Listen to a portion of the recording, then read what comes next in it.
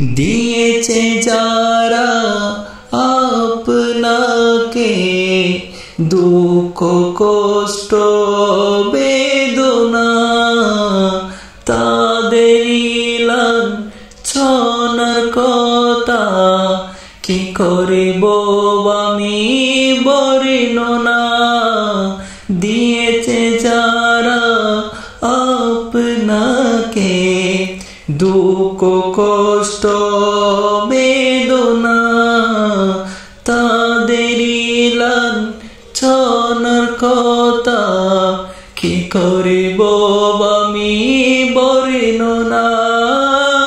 বর্ণনা তো দিয়েছেন আল্লাহ নাজিল করে সূরা লাহাব।